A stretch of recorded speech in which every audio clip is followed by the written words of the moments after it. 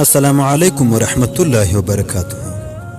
د جنت او جهنم بسونه ډیره عجیبه او رښتینې قصه.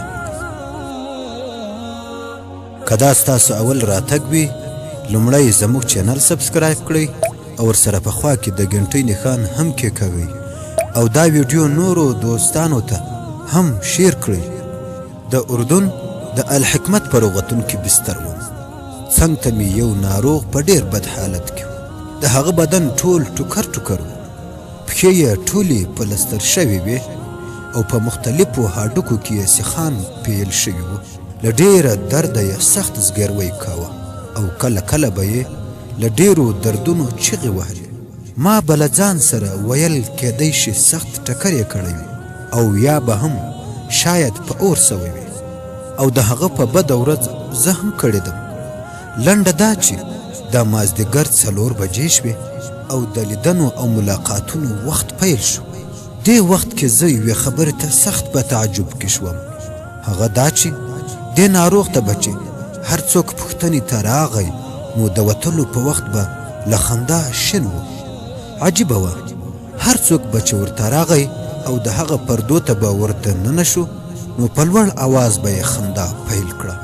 زما تعجب او اندېښنه زیاته شوه او له ځانه سره مې وویل چې دا حالت به خامخا ځان ته معلوموم.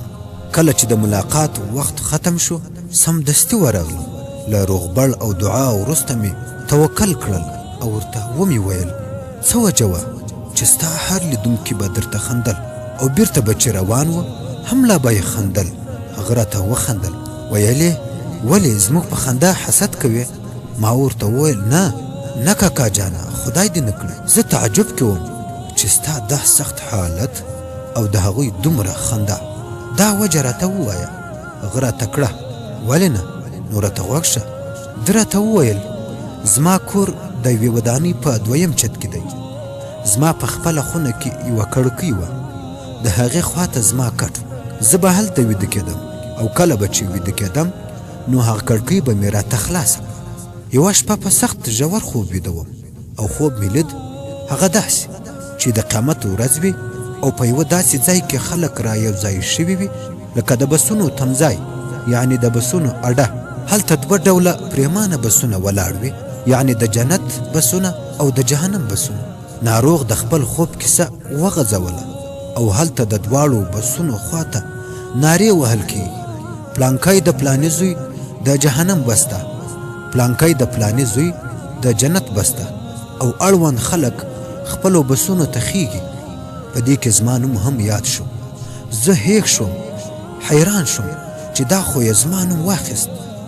زړه مې ټکان وخوړ چې کوم بس ته به مې خیژوي. راته وویل شول ستا د بس نمبر 15 او د جنت بس دی. الحمدلله مې وویله او سخت خوشحاله شو. په منډه د خپل بس پیدا کولو پسې روان شو او پیدا مې کړ. په هغه لیکلي و 15. بس ته وختلم او بس روان شو. هغه بیخي تیز روان و. لږ وروسته لوحه مخ ته راغله، په هغه لیکلي و جنت 50 کیلومتره او جهنم 100 کیلومتره. په ناارامۍ سره مې لوحو ته کتل. عجیبه وه، جنت ته له ګرځېدلي سړک نه تیر شو. ما ول ښاید بله لاره به ورګرځېدلې وي، خو لږ وروسته مې لوحه ولیدله چې پرې لیکلي و جهنم 15 کیلومتره. او یو څه وخت وروسته بله لوحه راغله، په هغه لیکلي و جهنم 10 کیلومتره. د بس خلکو ته مې وویل واه خلکو دا موږ چېرته روان یو؟ خو زما د خبرو په کیسه کې څوک نه و، ټول چوپ ناست. په بس کې یو زه نه اراموم. اخیر ډریور ته ورغلم. ما ول سړیه ته چېرته روان یې؟ هغه پرته له دې چې راته وګوري راته کړی ښاغلیې جهنم ته. ما ول وسړیه زه خو جنتي یم، ته مې جهنم ته وړې؟ ما ول په الله قسم لږ مخکې ما ته هلته وویل چې ته 15 نمبر بس ته وخېږه. پرې چیغه مې کړه مال ودرېږه او دا چیغه مې تکراروله. هغه له خندا راته شین شو. ول که معقله د دې بس نمبر 53 ته ما هلته له ډېرې خوشحالۍ د 15 او 53 توپیر نه دی کړی او 53 همدا بس د جهنم بس و. ډریور ته مې وویل ښه نو ودرېږه چې زه ښکته شم، زه خو جنتي یم. ما سمدستي همالته ښکته کړه. هغه راته وویل په الله قسم دا بس دلته نه درېږي، دا په ځانګړي کمپیوټري سیسټم عیار دی، دا په د جهنم په منځ کې بریک کیږي. که ته غواړې چې ښکته شې نو له کړکۍ ټوپ کړه، په بس کې منډه کړه، کړکۍ مې ژر ژر خلاصه کړه، یو رڼایي مې ولیدله او ټوپ مې کړ، نور مې هېڅ ونه لیدل او نه په ځان پوه شوم، ایله دلته په روغتون کې را بیدار شوم. ما په خوب کې هغه د کور د خونې له کړکۍ ټوپ وهلی و.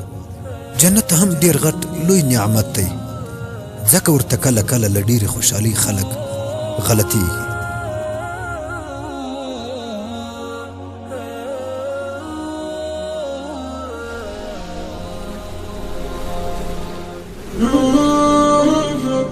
Mm-hmm.